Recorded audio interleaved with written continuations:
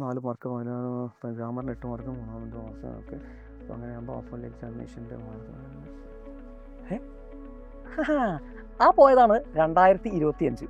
Yes, നമ്മൾ 2025 കഴിയാൻ ഇനി വെറും 1.5 മാസങ്ങൾക്കപ്പുറം അല്ലേ. 1.5 മാസങ്ങൾക്കപ്പുറത്ത് നമ്മളെ കാത്തിരിക്കുന്ന ആദ്യത്തെ പ്രശ്നം 2026 നമ്മൾ നേരിടാൻ പോകുന്ന ആദ്യത്തെ പ്രശ്നം എന്ന് പറഞ്ഞാൽ അഫർലി എക്സാമിനേഷൻ്റെ റിസൾട്ട് കാണുകയും അതുപോലെ തന്നെ പാരൻസ് മീറ്റിംഗ്, ആൻസർ പേപ്പർ ഇതെല്ലാം കൂടെ നെഗറ്റീവായിട്ട് ബാധിക്കുകയാണെങ്കിൽ അത് നമ്മുടെ മാർക്കിനെ അല്ലെങ്കിൽ പിന്നീടുള്ള ആ ഒരു പെർഫോമൻസിനെ നന്നായിട്ട് ബാധിക്കുക തന്നെ ചെയ്യും.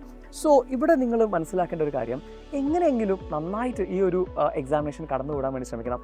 അപ്പോൾ നമ്മൾ ഓക്കെ പഠിക്കാം എന്ന് തീരുമാനിച്ചിട്ടുണ്ട്. ഇനി ഇംഗ്ലീഷിൻ്റെ കാര്യം നോക്കുകയാണെങ്കിൽ നമുക്ക് ടോട്ടൽ പഠിക്കാനുള്ളത് 5 യൂണിറ്റുകളാണ് അല്ലേ.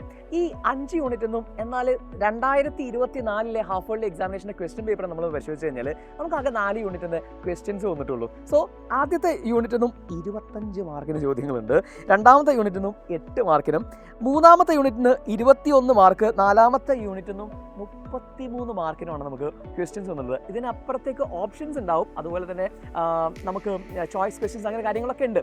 എന്നാലും ഇത്രയും മാർക്കുകൾ നിങ്ങൾ കേട്ട സമയത്ത് നിങ്ങൾക്ക് മനസ്സിലായിട്ടുണ്ടാവും ഏത് യൂണിറ്റിനാണ് നമ്മൾ പ്രാധാന്യം കൊടുക്കേണ്ടത്. 4ാമത്തെ യൂണിറ്റിന് തന്നെയാണ് നമ്മൾ പ്രാധാന്യം കൊടുക്കേണ്ടത്, അവിടെ തന്നെയാണ് നമ്മൾ പഠിച്ചു തുടങ്ങേണ്ടത്. എന്നാൽ 1ാമത്തെ യൂണിറ്റിൽ നോക്ക് എത്ര മാർക്കുണ്ട്, 25 മാർക്കുണ്ട്. പക്ഷെ നമുക്കത് ഓൾറെഡി അറിയാവുന്നതാണ്, ഒരുപാട് എക്സാമിനേഷൻ നമ്മൾ അതിന് മുമ്പേ നമ്മൾ അറ്റൻഡ് ചെയ്ത് പഠിച്ചു കഴിഞ്ഞതാണ്. ഇനി നമുക്കൊരു കൺഫ്യൂഷൻ ഉണ്ടാവുക, ഗ്രാമർ അതൊരു നമുക്കൊന്നും അറിയില്ലല്ലോ. ഗ്രാമർ ആകെ നമുക്ക് വന്നിട്ടുള്ളത് വെറും 9 മാർക്കിനെ ഗ്രാമർ വന്നിട്ടുള്ളൂ. അതിനകത്ത് എഡിറ്റിങ്ങിന് 1 മാർക്കിനും റിപ്പോർട്ട് സ്പീച്ച് 2 മാർക്കും ഇഡിയം 2 മാർക്കും ഇഡിയംസ് വന്നിട്ടുണ്ട്. Next fill in the blanks എന്ന് പറഞ്ഞിട്ട് 4 മാർക്കിനും ക്വസ്റ്റ്യൻ വന്നിട്ടുള്ളത്. സോ നമ്മൾ അതിനകത്ത് ഈ പറയുന്ന എഡിറ്റിങ്ങും റിപ്പോർട്ട് സ്പീച്ചും ഇഡിയത്തിനൊക്കെ ഓപ്ഷൻസും ഉണ്ട്. നിങ്ങൾക്ക് അത് മാത്രം എഴുതണമെന്നില്ല, നിങ്ങൾക്ക് അത് അറിയില്ലെങ്കിൽ സ്കിപ്പ് ചെയ്തിട്ട് വേറെ ഓപ്ഷൻസിലേക്ക് പോവുകയും ചെയ്യാം. സോ ഇത്രയാണ് നമുക്ക് പഠിക്കാനുള്ള ഭാഗം എന്ന് പറയുന്നത്. ഇനി നമ്മൾ പഠിച്ചു തുടങ്ങുകയാണ് വേണ്ടത്.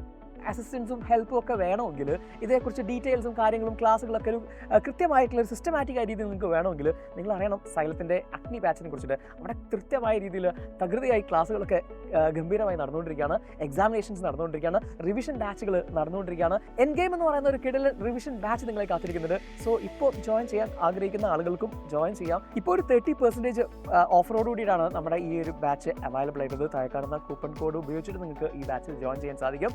സോ സമയം കളയേണ്ട, അടിപൊളിയായിട്ട് പഠിക്കാം.